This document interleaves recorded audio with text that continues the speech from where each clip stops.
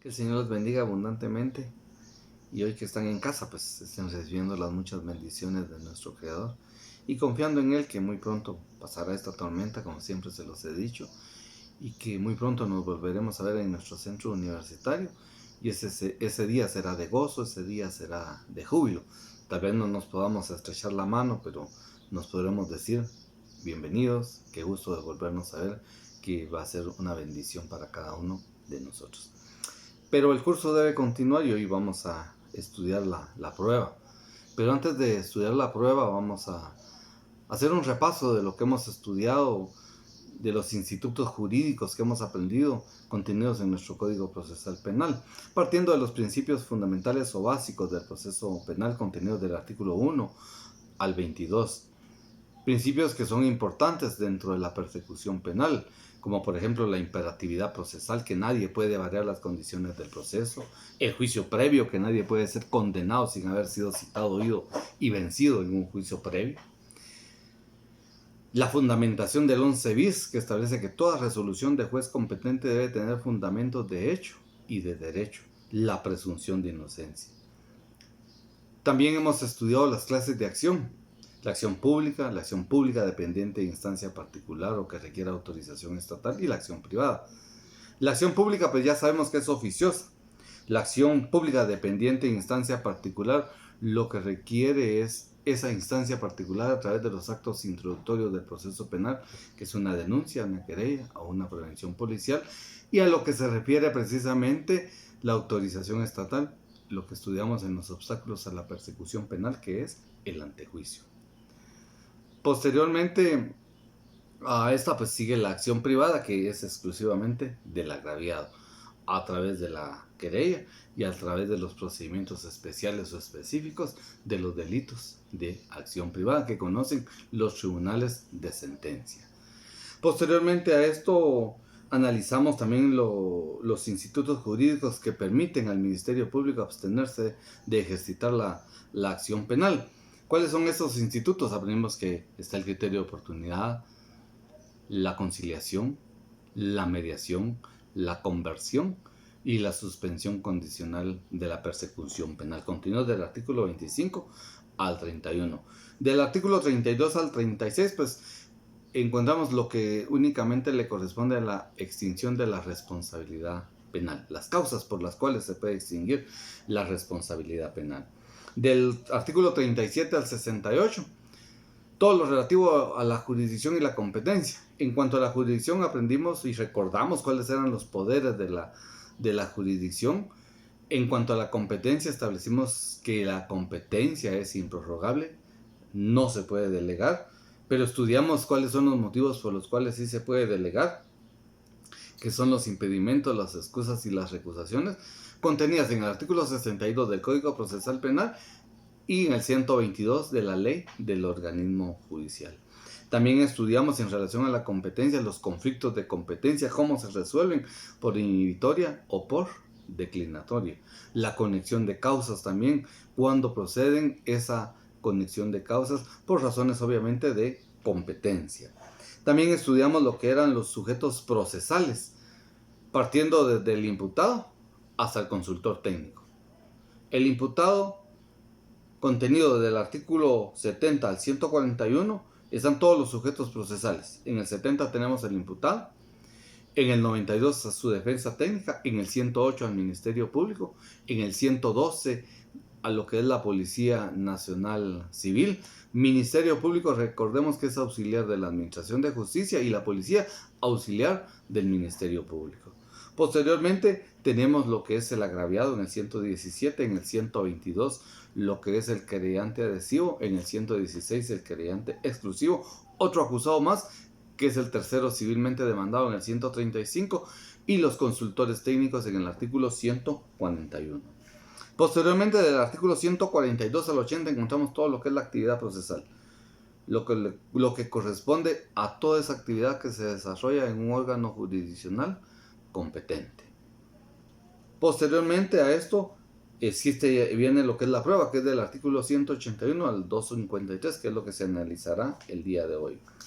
Posteriormente, del artículo 254 al 280, se establece lo que son las medidas de coerción. Que hay medidas de coerción personales y medidas de coerción patrimoniales. Hay medidas de coerción personales antes de una primera declaración, como es la citación, la presentación espontánea, la permanencia conjunta y la aprehensión. Y las posteriores a una primera declaración, lo que es el auto de prisión preventiva o la medida sustitutiva. Dentro de las medidas de coerción patrimoniales tenemos el embargo, que esta puede ser también antes como una medida cautelar o puede ser posterior a una primera declaración del sindicado. Posteriormente tenemos todo lo que es la persecución penal partiendo del artículo 285 al 323. En el 285 encontramos lo que se refiere a la persecución penal, que establece que esta no puede cesarse, salvo en los casos establecidos en ley. Esto quiere decir que la persecución penal no se puede paralizar, salvo en los casos establecidos en ley, que recordamos que es el criterio de oportunidad, la suspensión y la incapacidad, etcétera, etcétera. Que en este caso, pues sí se puede suspender esa persecución penal porque hay una autorización de juez que le dice al MP, mire, se absténgase de ejercitar esa acción penal.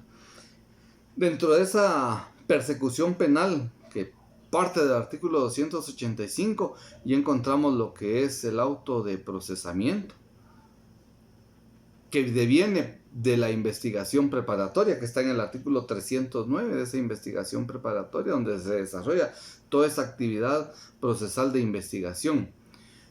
El auto de procesamiento en el 320, que este puede ser reformado de oficio o a petición de parte. También tenemos lo que son la revisión de las medidas de coerción personal en el 277. Y en el 323 que establece el plazo de la investigación que no puede ser superior a 3 meses. Posteriormente viene la etapa intermedia del artículo 324 al 343, que inicia con todos los actos procesales que se deben de desarrollar para esta etapa intermedia. Y es precisamente con el acto conclusivo, es con la presentación del acto conclusivo de la etapa preparatoria del Ministerio Público. ¿Cuáles son estos actos conclusivos? El 332 nos lo dice, que puede ser la acusación, puede ser un procedimiento abreviado, puede ser un criterio de oportunidad, una suspensión condicional de la persecución penal, puede ser un sobreseimiento o puede ser una clausura provisional. Dado el caso que el sindicado o el procesado estuviera siendo rebelde, el archivo del 327. Posteriormente se desarrolla pues lo que es la etapa intermedia para lo que es el ofrecimiento de prueba, que está establecido en el artículo 343 y en el 344, que es la citación a juicio. Y también estudiamos y regresamos un poquito también a lo que son los remedios procesales. Recordamos que los remedios procesales, lo que es la queja en el 79, la rectificación en el 80 y lo que es la actividad procesal defectuosa del artículo 281 al 284. Este es un breve repaso de lo que hemos analizado y lo que hemos estudiado a través del desarrollo del curso del curso de procesal penal. Pues vamos a iniciar un poquito con lo de la prueba, y recordamos que en el Código Procesal Penal la prueba se desarrolla, los actos de investigación se desarrollan precisamente lo que dice este artículo 309, objeto de la investigación, que no es más que la averiguación de la verdad para cumplir con los fines del proceso, tener un hecho señalado como delito, las circunstancias en que pudo haber sido cometido, la posible participación y sobre todo la pena a imponer. Esa es parte pues precisamente de la etapa preparatoria, porque recordamos que en la primera declaración lo que el juez tuvo a la vista fueron indicios racionales suficientes de criminalidad por la sospecha fundada de que esta persona pudo haber participado en la comisión de un hecho delictivo. En la etapa preparatoria, en los actos propios de investigación, lo que se va a determinar es que exista un convencimiento y una probabilidad de someter al procesado a un debate oral y público. Ese es el objeto de los actos de investigación y de la prueba que se va a desarrollar allá en el debate oral y público. Pero antes de analizar la prueba en el proceso penal, es bien importante, y les decía al principio, que la prueba abre la razón, abre el derecho. ¿Por qué? Porque hay una prueba de derecho y una prueba de hecho. ¿Cuál es esa prueba de derecho? Si usted lee en el artículo 2 de la ley del organismo judicial, establece ¿Cuáles son las fuentes del derecho? Tenemos la ley, la complementa la jurisprudencia y la costumbre. La costumbre es fuente de derecho, pero siempre y cuando sean actos reiterativos aprobados por la colectividad. También se establece allá, y era lo que les decía yo, que estudiaran en el procesal civil y mercantil las clases de prueba. Ahí, por ejemplo, en el Código Procesal Civil yo siempre he dicho que el que maneja el juicio ordinario maneja cualquier proceso. El que estudia y analiza el Código Procesal Civil le es fácil cualquier procedimiento que encontremos, tanto en el Código de Trabajo, en el Procesal Penal, en la Ley de lo Contencioso Administrativo, porque supletoriamente todo se va a desarrollar conforme lo establece el Código Procesal Civil y Mercantil. Entonces encontramos dentro de las clases de prueba, hay prueba conocida que se llama presumidos por la ley. ¿Cuáles son estos? Si ustedes leen el artículo 199 del Código Civil, se establece que los hijos nacidos durante el matrimonio dentro de los 180 días se presume que son hijos del matrimonio. Y también establece que una vez disuelto el vínculo matrimonial 300 días después de nacido, se presume que es hijo del matrimonio. Por eso es una prueba que se conoce como prueba presumida por la ley. En el Código Procesal Penal también encontramos en el artículo 284 lo que son los hechos notorios. Pero los hechos notorios los malinterpretamos en este proceso penal porque muchas veces en el debate oral y público viene el sindicado y le dice al tribunal de sentencia: voy a aceptar los hechos. Y viene el tribunal y dice: en virtud de ser un hecho notorio y que aceptó los hechos, se declara su responsabilidad. Y se obvia el procedimiento de recepción de medios de prueba. Y obviamente es condenado porque está aceptando los hechos. Pero ha sido una figura muy mal interpretada y mal aplicada en los debates orales y públicos. Los hechos notorios lo establece, por ejemplo, en el artículo 178 del Código Civil, lo que es el instituto conocido como la unión de hecho. Una unión de hecho, pues precisamente es un hecho notorio. ¿Por qué? Porque existe una vida en común de dos personas que decidieron tener esa convivencia como familia. Pero de igual manera, dentro de esa convivencia de familia, se da el nacimiento o el surgimiento de los hijos, que establece el artículo 222, y también establece que dentro de los 180 días se reconoce como hijo de la unión de hecho. Por eso se llama hecho notorio. Y también 300 días después de disuelto la unión o el cese de la unión de hecho, también se tiene como un hecho notorio porque se reconoce que son hijos de esa unión de hecho. Por eso es que existe el reconocimiento de hijos post-mortem. Por eso es que existe lo que es la unión de hecho post-mortem. Por eso es que existe en el Código de Trabajo lo que es los beneficiarios de un trabajador cuando éste fallece, que es probar la calidad de beneficiario post-mortem. ¿Por qué? Porque eso es a lo que se le llama precisamente un hecho notorio. También encontramos lo que es la prueba legal o tasada, que está contenida en el artículo 130 del Código Procesal Civil y Mercantil, que no es más que la declaración de parte. Y vamos a ver por qué es prueba legal o tasada cuando veamos un poquito de su valoración. Y otra prueba legal o tasada que es importante para los notarios, que establece el artículo 186, que todo documento que redacte el notario hace plena prueba, siempre y cuando no haya sido redarguido de nulidad como lo establece el Código de Notariado. Y si no es redarguido de nulidad, ese documento hace plena prueba, y por eso es que se llama prueba legal o tasada. Posteriormente tenemos lo que es la valoración, y aquí es donde les decía precisamente que hay una prueba legal o tasada, a lo que establece el artículo 130 del Procesal Civil y Mercantil, que es la declaración de parte. ¿Por qué es declaración legal o tasada? Porque es bajo juramento. Dentro de las pruebas anticipadas del artículo 98 de este mismo Código Procesal Civil y Mercantil, existe la declaración de parte. ¿Y por qué es prueba legal o tasada? ¿Y por qué se va a valorar como legal o tasada? Porque existe una declaración de parte. Y esa declaración hace plena prueba. Y cuando la prueba es inexistente, ahí se está creando la prueba. Por eso es legal o tasada y por eso se va a valorar como legal o tasada. Fíjese que igual circunstancia corre o sucede, perdón, con lo que es el acto jurisdiccional de anticipo de prueba del artículo 317. ¿Por qué? Porque existe temor de que la prueba vaya a desaparecer, no se vaya a reproducir antes del debate. O como lo dice el 222 del procesal penal, el reconocimiento en fila de presos, reconocimiento de personas. Eso es una prueba legal o tasada. ¿Por qué? Porque cuando hay 20 personas detrás de un vidrio, está el agraviado y se ven así, esta es la persona que me robó. Esa es una prueba legal o tasada y así se tiene que valorar como legal o tasada, porque es una prueba preconstituida antes del debate oral y público y así se debe valorar. En el proceso civil, en el 127 se establece que la prueba se valora única y exclusivamente a través de la sana crítica, no razonada, porque es un juez unipersonal.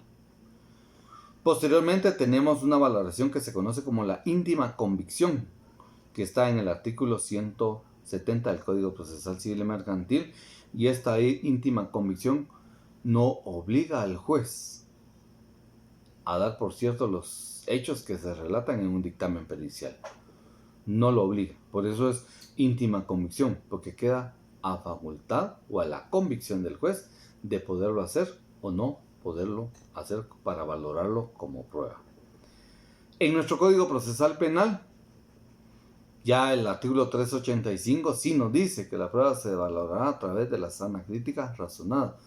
Porque como es un tribunal, entonces la prueba se valora por los tres o es razonada por uno de los dos.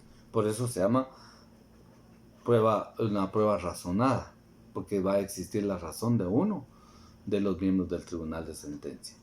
Y esa sana crítica razonada, lo que le corresponde es la lógica, la psicología y la experiencia. Pero el 186 del procesal penal también nos dice que la prueba para valorarla debe haberse obtenido por un medio legal e incorporado al proceso penal como lo establece la ley. Por eso es que se dice cuáles son los dos actos procesales que hacen ilegal una prueba: haberlo obtenido de una forma fraudulenta y su incorporación al proceso penal. Los tipos de prueba que reconoce nuestro Código Procesal Penal es la prueba testimonial, la pericial, la prueba material, que corresponde a los objetos y a los documentos. Aquí me detengo un poco también recordando los bienes jurídicos tutelados. Cuando a una persona se le comete un hecho delictivo, hay bienes jurídicos tutelados que se le violentan, tanto jurídicos como materiales. ¿Cuál es el bien jurídico tutelado? Jurídico es la norma penal que se está violando en ese momento. Y el bien jurídico tutelado material es sobre las cosas, bienes u objetos que recayó la acción delictiva. Ese es un breve, podríamos decir, análisis de la prueba contenida en el Código Procesal Civil y Mercantil, cuáles son las clases de prueba, cómo se valora en el proceso civil y cómo se valora en nuestro proceso penal. Ahora veamos una definición de lo que establece de la prueba en el proceso penal. Dice que Alcalá Zamora y Castillo define la prueba como el conjunto de actividades destinadas a obtener el cercioramiento judicial acerca de los elementos indispensables para la decisión del litigio sometidos a proceso. Fíjense, si analizamos esta definición, dice que es el conjunto de actividades destinadas a obtener ¿qué? El cercioramiento judicial. Por eso es que el artículo 5 es, yo les digo, este es el artículo cajonero, este es el artículo clave de un proceso penal, porque dice tener un hecho señalado como delito. ¿Cómo establezco que ese hecho sea calificado como delito? Porque esté en el Código Penal. Bueno, dice las circunstancias de tiempo, modo y lugar. ¿Dónde obtenemos eso? A través de los actos de investigación que va a desarrollar el Ministerio Público en esa etapa preparatoria. ¿Por qué? Porque necesitamos obtener ese cercioramiento judicial. Por eso les vuelvo a decir en una primera declaración. ¿Qué pasa en la primera declaración cuando el juez le concede la palabra al Ministerio Público? Le dice: fiscal, haga la intimación de los hechos. atendiendo a circunstancias de tiempo, modo y lugar, la calificación jurídica del delito y los elementos de convicción con los que cuenta hasta este momento. ¿Cuáles son esos elementos de convicción? Recordamos en un hecho donde la persona fue aprendida en flagrancia de delito. Recordamos lo estudiado en criminalística. ¿Qué es lo que obtenemos según la criminalística en un hecho punible cuando fue cometido así en flagrancia? Pues indicios racionales que nos van a servir para el proceso penal. Pero obviamente estos indicios deben de embalarse y pasar por un proceso, si es un arma de fuego, pasar por un proceso pericial y determinar que el arma si era funcional, si percutaba, no percutaba, etcétera, etcétera. Pero eso es precisamente lo que define la prueba, ese cercioramiento judicial de la certeza que debe tener. ¿Por qué? Porque ya les digo, en la primera declaración dice indicio racional, la sospecha fundada. El juez que le dice al sindicado, mire, lo que yo tengo es esto. La sospecha fundada de que usted pudo haber sido, pues es lo que el MP me está presentando. Pero ya dentro de los actos de investigación, y por eso lo dice en la etapa intermedia, elementos de convicción, porque ya existe una probabilidad de someterlo a un debate oral y público. ¿Esto qué significa? Que ya tengo elementos de investigación que me están convenciendo. Por lo tanto, estoy pidiendo que se abra a juicio y esta persona, a este procesado, sea sometido a un debate oral y público. Dentro del artículo 181 y 183 del Código Procesal Penal encontramos tres características o bases fundamentales de la prueba. ¿Cuáles son estas? Debe ser objetiva, legal, útil y pertinente. ¿Qué dice la objetiva? La prueba no debe ser fruto del conocimiento privado del juez ni del fiscal, sino que debe provenir al proceso desde el mundo externo, siendo de esta manera controlada por las partes. Por ejemplo, si el juez conoce de un hecho relevante relacionado con el proceso a través de un amigo, no podrá valorarlo si no es debidamente introducido al proceso. Por eso les decía, los dos motivos que originan la ilegalidad de la prueba: haberlo obtenido por un medio fraudulento y no haberlo incorporado de conformidad como lo establece la ley. Y para eso es que existe la actividad procesal. Esa es la forma en que se debe incorporar un medio de investigación. En nuestro proceso penal, yo lo debo de realizar como Ministerio Público con autorización judicial. No todos los actos que realiza el Ministerio Público son oficiosos, por así decirlo. Muchos actos requieren autorización judicial. Y eso es lo que es el objetivo de la prueba, precisamente. Que se están obteniendo de un mundo externo, pero existe autorización judicial para que el Ministerio Público pueda obtener ese medio de prueba. El Código en su artículo 181 limita la incorporación de la prueba de oficio a las oportunidades y bajo las condiciones previstas en la ley. ¿Por qué lo limita? Porque recordemos lo que dice el artículo 324 bis, que el juez única y exclusivamente es contralor de la investigación. Otra característica de la prueba que establece el Código Procesal Penal dice que debe ser legal. La prueba debe ser obtenida a través de medios permitidos e incorporada de conformidad con lo dispuesto en la ley. ¿Cuál es ese medio permitido? Bueno, volvemos a los principios básicos del proceso penal. Todo debe tener autorización judicial. El Ministerio Público no todos los actos de investigación los puede hacer sin autorización judicial. Esa es la parte de la legalidad de la prueba. ¿Y cuáles son los medios permitidos? Todo lo que pueda realizar el Ministerio Público. Si vamos al artículo 87, en la inspección y registro, ¿qué es lo que necesita la inspección y registro? Es autorización judicial. Si no hay autorización judicial, no puede haber inspección y registro. Y debe haber un contenido explícito de qué es lo que el Ministerio va a ir a investigar, cuáles son las huellas, instrumentos, objetos del delito que él pretende investigar. Útil. Dice que la prueba útil será aquella que sea idónea para brindar conocimiento acerca de lo que se pretende probar. Por ejemplo, en la prueba útil, tenemos ahí en el 207 la prueba testimonial. En la prueba testimonial existen varias clases de testigo. El testigo presencial, el que vio lo que sucedió. Y puede dar a conocerle al juez lo que él vio, cómo lo vio, cómo sucedieron los hechos, etcétera, etcétera. Ese es un testigo presencial, ese es útil. Pero aquel testigo que es referencial, como dijera nuestro querido presidente hoy en día, es que a mí doña Chonita me lo dijo, doña Chonita me contó que había sido así. Entonces, ese es un testigo referencial. ¿Es útil? No es útil. Hay otro testigo también que se le conoce como el testigo olvidadizo. Es el que establece y le dice, es que yo no sé si fue en la mañana, o fue en la noche, o si fue el lunes, o fue el martes. Ese es un testigo olvidadizo. No nos es útil. Por eso la prueba útil es la que es idónea para brindar el conocimiento acerca de lo que se pretende probar. El 309 nos lo dice, del objeto de la investigación. Es la averiguación de la verdad. Una prueba que no me es útil a mí, no me va a servir para poder obtener la averiguación de la verdad. También hay otra característica propia, dice que la prueba debe ser pertinente. El dato probatorio deberá guardar relación directa o indirecta con el objeto de la averiguación. La prueba podrá versar sobre la existencia del hecho, la participación del imputado, la existencia de agravantes o atenuantes, el daño causado, etcétera, etcétera.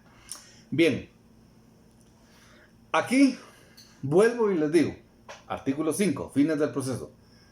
Tener un hecho señalado como delito. Las circunstancias en que pudo haber sido cometido. Y es que esta es parte de la prueba. Por eso encontrábamos y analizábamos en la etapa intermedia lo que era el sobreseimiento. Veamos por qué. ¿Por qué debe ser pertinente esta prueba? Porque estoy determinando la participación de un sindicado en la comisión de un hecho delictivo. Y con la prueba voy a determinar que sí lo cometió. Con la prueba también voy a determinar que sí lo cometió, pero hay un elemento negativo del delito. Y se recuerdan que el Código Penal le llama circunstancias que eximen de la responsabilidad penal. Puede ser que sí tuvo participación en la comisión de un hecho delictivo, pero esta prueba pertinente me hace creer a mí fundadamente que lo hizo con una causa de justificación o una causa de inculpabilidad. Recordemos que estas dos causas son elementos negativos del delito y le quitan la vida al delito. Y no se le puede imponer una pena, porque no existe una condición objetiva de punibilidad. Entonces, ¿qué es lo que hace esta prueba pertinente? Que el Ministerio Público le solicite al juez el sobreseimiento de la causa. Y por eso es que la prueba tiene que ser pertinente, que vaya directa o indirecta con el objeto de la averiguación. Recordemos, hay un artículo bien fundamental en el Código Procesal Penal en el 290, que el Ministerio Público debe de investigar de cargo y de descargo. De cargo es para probar su participación y de descargo es decir, no se puede probar su participación, y si bien se prueba su participación, hay un eximente de responsabilidad penal, porque él actuó en legítima defensa. Entonces, esa es parte de la pertinencia de la prueba. Bueno, pero también dice que la pertinencia debe de tomarse en cuenta los agravantes y los atenuantes que están contenidos allá en el Código Penal. Cuando se refiere a los agravantes y a los atenuantes del Código Penal, se le llama circunstancias que modifican la responsabilidad penal. Y hay aquí la importancia también del 1 al 122 del Código Penal. ¿Por qué debemos analizar y estudiar del 1 al 122? Porque es la parte general del Código Penal y es la que vamos a aplicar ahorita en el proceso penal. Entonces, yo tengo una prueba pertinente y voy a determinar que hubieron agravantes o agravantes específicos. Pero ¿para qué me sirven los agravantes y para qué me sirven los atenuantes? Cuando ustedes leen el artículo 65 del Código Penal, sirven para imponer la pena entre un mínimo y un máximo. Por ejemplo, el homicidio simple tiene de 25 a 50 años. ¿Cómo hago yo para imponer la pena? O le pongo 25 o le pongo 50. Precisamente para eso están los agravantes y los atenuantes. Y es parte de la investigación que debe realizar el Ministerio Público. Y el mismo 309 le dice al Ministerio Público, y usted debe investigar también sobre el daño causado. ¿Por qué? Porque si no hay agraviado, si no hay querellante adhesivo, le corresponde al Ministerio Público pedir la reparación del daño causado a través de la institución jurídica que conocemos como reparación digna. También dice que la prueba no debe ser no abundante. Una prueba será abundante cuando su objeto haya quedado suficientemente comprobado a través de otros medios de prueba. Por ejemplo, Veíamos en el artículo, y por eso era lo importante de analizar el Código Procesal Civil y Mercantil. En el 186 les decía de la teoría de la prueba preconstituida. Todo documento que redacte el notario hace plena prueba, siempre y cuando no haya sido redarguido en nulidad. Pero si se inicia un proceso penal por falsedad material o falsedad ideológica, ¿cuál sería el documento idóneo, pertinente? La escritura, que fue falsificada. Y eso se le llama teoría de la prueba preconstituida, donde viene el agravio y dice, mire, yo nunca firmé esa compraventa, nunca firmé esa escritura. ¿Cuál es la prueba pertinente? Es este documento que me sirve a mí como teoría de la prueba preconstituida, porque la prueba ya está constituida. El dictamen que va a determinar que la firma que calza ese documento no es la de la persona agraviada. Entonces, la prueba no abundante es precisamente para qué vamos a aportar más al proceso penal si con eso es suficiente. Como pasa con los delitos tributarios o contrabando aduanero. No necesita aquellos exorbitantes expedientes que hoy en día utiliza el Ministerio Público para probar una responsabilidad, si simplemente existe un dictamen de auditoría fiscal que una defraudación tributaria o que una defraudación aduanera, pues considero que no hay necesidad de testigo, no hay necesidad de esto, no hay necesidad de aquello, porque esa es una prueba eminentemente abundante. La pertinente es lo que establece la Superintendencia de Administración Tributaria. Igual suerte corre en el caso de los funcionarios públicos. Si la Contraloría de Cuentas encontró un hallazgo, una malversación o un fraude, es suficiente medio de investigación que realizó el Ministerio Público para determinar su participación. Y algunos dictámenes periciales. Por eso se refiere a que la prueba no debe ser abundante.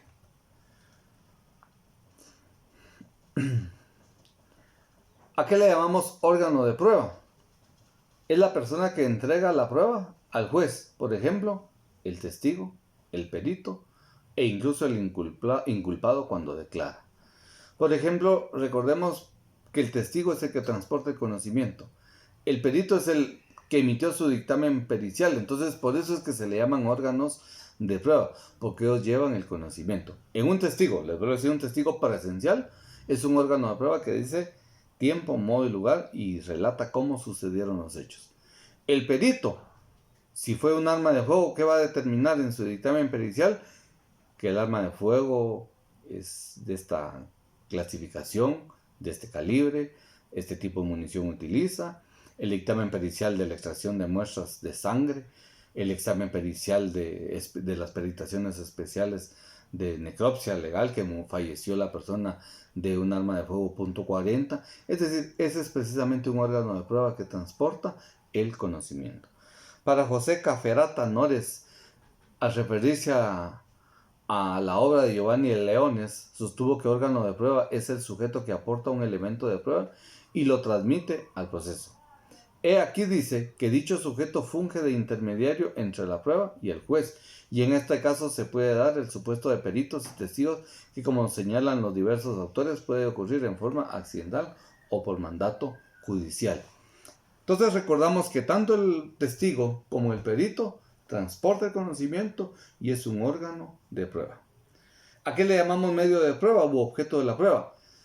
Es la prueba misma, es decir, todo aquello que sirve para demostrar el objeto de la prueba. A eso se refiere el medio de prueba. Objeto de prueba es la relación que existe al objeto de la prueba. Debe decirse que lo que está sujeto a probarse son las afirmaciones y los hechos históricos que invocan las partes. Sin embargo, existen hechos que no es necesario probar, como lo son los notorios, los evidentes y los presumidos por la ley, tal y como los estudiamos en el Código Procesal Civil y Mercantil.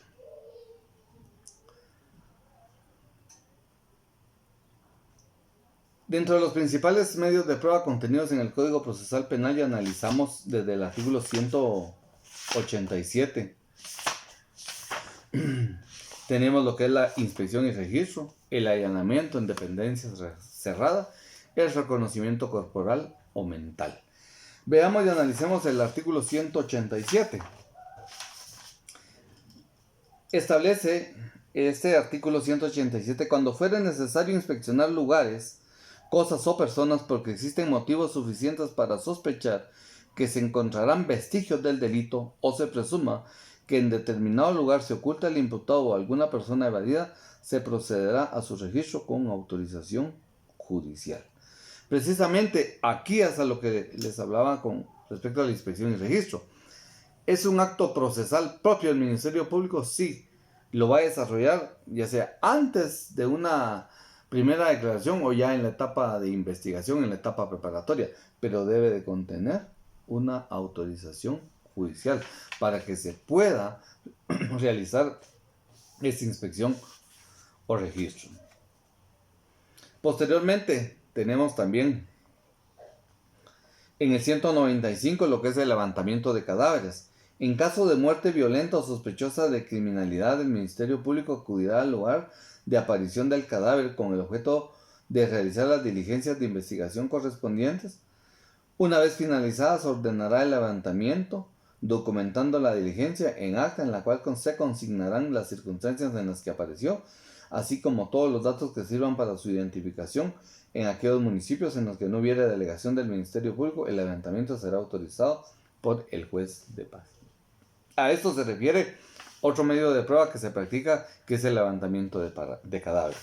Pero ya encontramos en el 207 lo que es la declaración testimonial.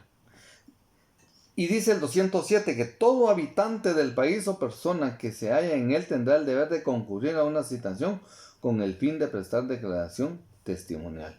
Esta es una obligación que tienen todos los habitantes de la República de prestar su declaración.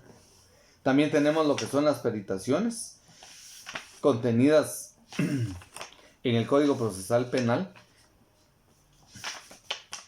en el artículo 225, lo que es una peritación. También tenemos lo que son las peritaciones especiales en el artículo 238, que se refiere a la autopsia. En el 246, que les decía, el reconocimiento de persona, que eso es un acto jurisdiccional de anticipo de prueba, que es una prueba legal o tasada, porque si se hace el reconocimiento judicial y se determina que la persona fue la que participó y se señala, ya es una prueba legal o tasada.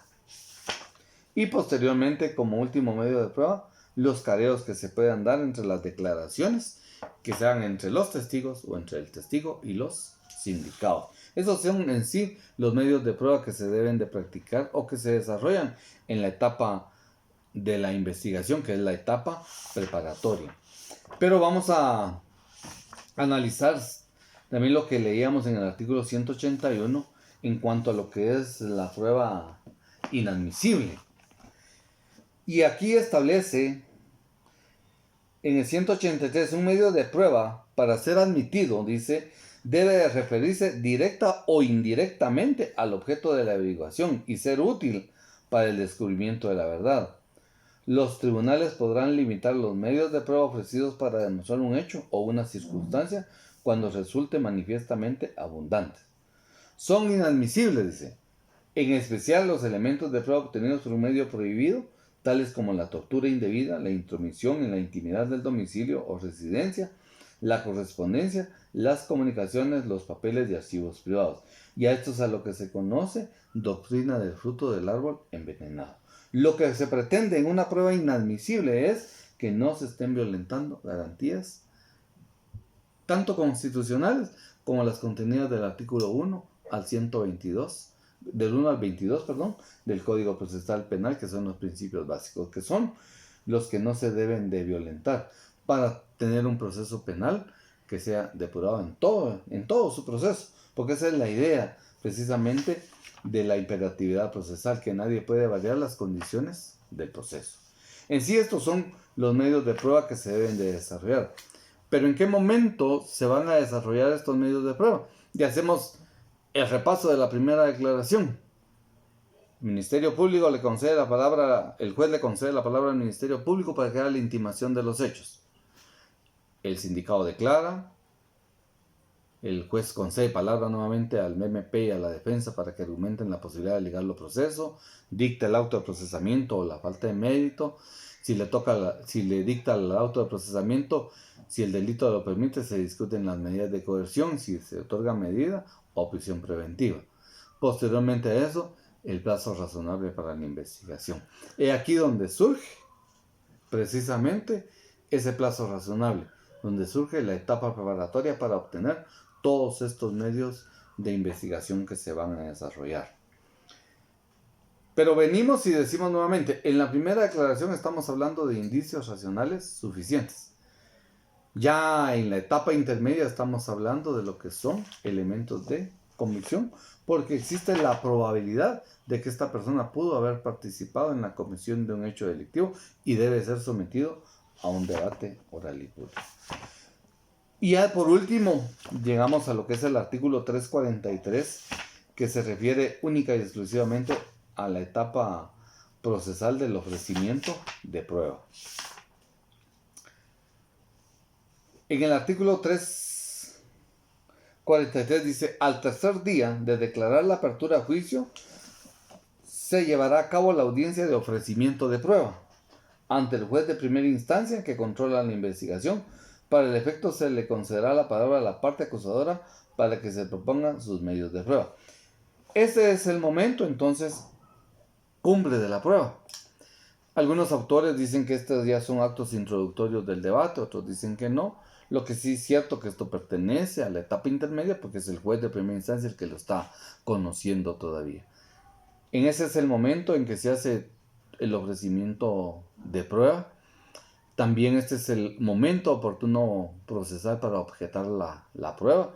¿Por qué? Porque si yo no estoy de acuerdo con el medio de prueba que ofrece el Ministerio Público, lo tengo que objetar. Igual pasaría con el Ministerio Público, con la prueba ofrecida por la defensa, puede ser objetada. Ahora bien, aquí es donde precisamente viene el análisis de esta parte procesal. Y muchos se han preguntado siempre, y a mí me lo han preguntado, ¿pero qué prueba va a ofrecer la defensa si el que tiene la autonomía de la investigación es el Ministerio Público? Pero no. Para eso existe el 315, que es la proposición de diligencias. En la proposición de diligencias, yo, como defensa, le digo al Ministerio Público que me practique este medio de prueba, porque yo lo que pretendo es probar la inocencia de mi patrocinado. O en dado caso, probar un atenuante. O en dado caso, un eximente de responsabilidad penal. Entonces, en el 315, ¿qué vamos a encontrar? Yo hago la proposición de diligencia, el Ministerio Público tiene la obligación de realizarlo. Pero si el MP no lo realiza, entonces vamos ante juez competente a realizar la audiencia de discrepancia. Ya posteriormente, ya es el juez el que decide si se lleva a cabo o no este medio de investigación. Entonces, ¿cuáles son los medios de prueba que puede ofrecer la defensa? Normalmente estamos acostumbrados a que la defensa ofrece cartas de recomendación, que no son medios de prueba. Los antecedentes penales y policíacos, si bien es cierto, podemos decir que son medios de prueba, pero no me prueban la inocencia de mi patrocinado, únicamente me van a servir para probar su conducta anterior y poder provocar un sustituto penal, como es la suspensión condicional de la pena o una conmutación. Eso es lo que yo pretendo, pero que sea un medio de prueba no lo va a hacer. Ya determinamos que los medios de prueba que establece el Código Procesal Penal es la inspección y registro, la declaración testimonial, la peritación y la prueba documental o material. Eso es los únicos medios de prueba que se deben de aportar al proceso penal para poder ser discutidos como órganos de prueba allá en el debate oral y público. Pero entonces, ¿puedo yo hacer la proposición de diligencia? Sí, lo debo de hacer. No puedo, lo debo de hacer. ¿Por qué sale esto? Porque cuando ya estamos en el debate oral y público, en los alegatos de apertura, muchos defensores dicen, es que el Ministerio Público no realizó esto, es que el Ministerio no hizo este medio de investigación. Pero a mí me correspondía decirle al Ministerio Público que quiero que investigue. Y si el MP no lo hacía, pues ir ante juez competente a promover la audiencia de discrepancia. Esto es en relación a la prueba. Ya posteriormente, en el artículo 344 viene la citación a juicio. Espero en Dios, compañeros, amigos, haber podido desarrollar este tema y que ha sido comprensible por parte de ustedes. La plataforma queda abierta para sus consultas, para sus dudas, para sus interrogantes. que es parte realmente de lo que edifica la docencia y lo que edifica el estudio, el análisis de estos institutos jurídicos, la participación de usted. Recuerden que yo siempre les he dicho que ya no existe una clase como la recibimos nosotros en la San Carlos, que solo el catedrático era el que sabía y nosotros no sabíamos nada y nos teníamos que sujetar a lo que él decía. Hoy estamos en una etapa procesal que se llama trabajo colaborativo. El trabajo colaborativo es que discutimos y todos aportamos y todos aprendemos. Así que espero todas sus dudas, todas sus consultas, que el Señor me los siga bendiciendo y adelante, compañeros, esto es algo difícil que estamos viviendo, no estábamos preparados para esto verdaderamente, nos estamos aterrorizando cada día más, pero confiemos en el Señor, que Dios hará su obra, que nos va a bendecir grandemente y como les repito, muy pronto nos veremos y estaremos allá gozándonos en nuestro centro universitario y podamos celebrar con júbilo. Que el Dios los bendiga abundantemente.